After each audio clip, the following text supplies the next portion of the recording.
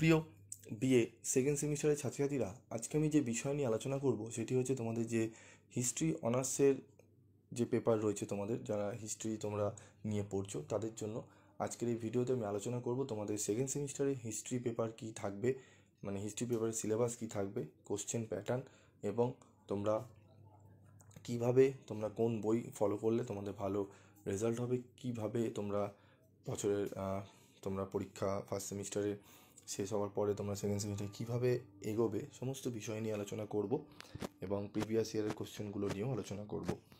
তো দেখো, আমাদের ক্যালকাটা ইউনিভার্সিটির সিলেবাস অনুযায়ী তোমাদের যে সিলেবাস দেওয়া রয়েছে এটি আগে দেখে নাও, তারপর আমি তোমাদের আলোচনা করে দিচ্ছি বাংলা ইংলিশে।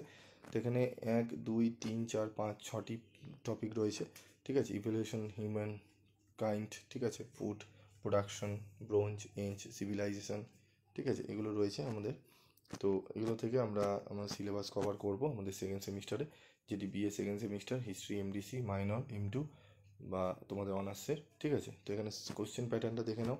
5 marks question, 3 question answer, 10 question answer, এটা জেনারেলদের জন্য বলছি। 10 কোশ্চেন অ্যান্সার, 2 কোশ্চেন অ্যান্সার করতে হবে 10 মার্কসের, 20 মার্কসের কোশ্চেন 2 কোশ্চেন অ্যান্সার করতে হবে, যেরকম তোমরা ফার্স্ট সেমিস্টারে তোমরা ইতিহাস পরীক্ষা দিয়েছো জেনারেলে সেরকমই, ঠিক আছে। তো কলকাতা বিশ্ববিদ্যালয় জেনারেলের যে রয়েছে সেমিস্টার তো এখানে যারা অনার্স রয়েছে সেই অনার্সের হচ্ছে DSC 2, ঠিক আছে, DSC 2 বা M2, যারা MDC 2, ঠিক আছে।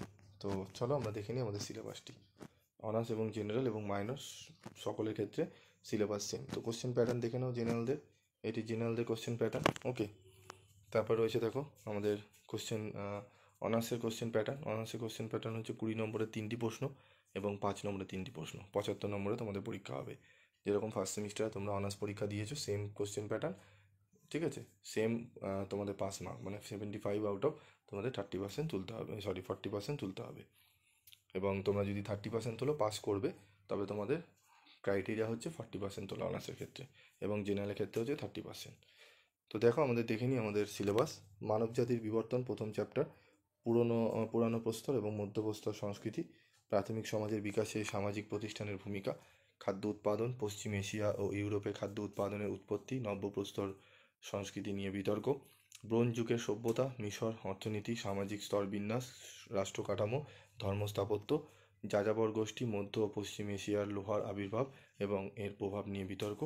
তো যারা তোমরা অনার্স এবং জেনারেলের ক্লাস করতে চাও, অনলাইন ক্লাস, তোমাদের 3 মাসের কোর্স কমপ্লিট করে দেওয়া হবে এবং 3 মাসে তোমাদের ফিস হচ্ছে 120 টাকা করে, তোমাদের 3 মাসে 360 টাকা। তোমাদের 360 টাকার বিনিময়ে তোমরা পুরো সিলেবাস তোমাদের কভার করে দেওয়া হবে, তার মধ্যে থেকে তোমাদের কম্পিউটারাইজড নোটস প্রোভাইড করা হবে এবং তোমাদের কিন্তু মক টেস্ট প্রোভাইড করা হবে এবং পরীক্ষাও নেওয়া হবে, এবং ডাউট ক্লিয়ারের জন্য তোমাদের কিন্তু এক্সট্রা ক্লাসও দেওয়া হয়, ঠিক আছে।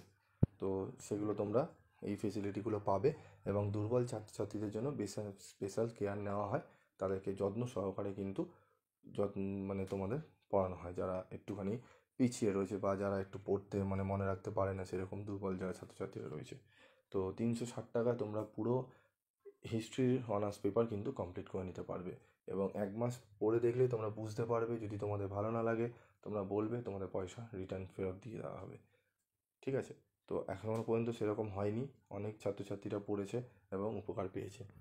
তারপর দেখো 5 নম্বরে প্রাচীন রোম, রাজনীতি এবং সমাজ, দাস প্রথা, কৃষির অর্থনীতি, নগরায়ন এবং বাণিজ্য, প্রাচীন গ্রিসে পলিস, এথেন্স এবং স্পার্টা পলিটি এবং সমাজ দাস প্রথা, ঠিক আছে, এথেনিয়ান গণতন্ত্র, গ্রিক সংস্কৃতি, সোফিস্ট, ড্রামা, স্ট্র্যাটেজি এবং কমেডি, শিল্প স্থাপত্য, ঠিক আছে। তো তোমরা এই নাম্বারে যোগাযোগ করতে পারো 7278981430 এই নাম্বারে, ঠিক আছে। যোগাযোগ করে তোমরা কিন্তু অনলাইনের জন্য অনলাইন ক্লাসের জন্য আবেদন করতে পারো। তো আজকে আমি আলোচনা করলাম তোমাদের সম্পূর্ণ সিলেবাস, ঠিক আছে, কোশ্চেন প্যাটার্ন, পাস মার্কস নিয়ে। এবং তোমরা যদি বই কিনতে চাও, বই তোমরা ছায়া প্রকাশনীর বই কিনতে পারো, খুবই ভালো বই, ঠিক আছে। ছায়া প্রকাশনী কী থাকে, তোমাদের তোমাদের কিন্তু টেক্সট বই তোমাদের সহায়িকা টাইপের বইটি থাকে, ঠিক আছে। অ্যাভেলেবেল পাওয়াটা খুব মুশকিল, তবে অ্যাভেলেবেল পাওয়া গেলে বইটি সব থেকে কিন্তু ভালো এবং গোছানো বই, ঠিক আছে। এটি আমি কোনো বাণিজ্যিক জন্য বলছি না, বইটা ম্যাক্সিমাম স্টুডেন্টরাই টিচাররাই ফলো করেন, ঠিক আছে। আরও অন্যান্য বই রয়েছে, তোমাদের আমি পরে একটা ভিডিওতে আমি আলোচনা করে দেবো এবং বইয়ের রিভিউ আমি তোমাদের দিয়ে দেবো। তো আজকের মতো ভিডিওটি শেষ করছি, দেখা হচ্ছে পরবর্তী ভিডিওতে। সকলে ভালো থাকবে, সুস্থ থাকবে।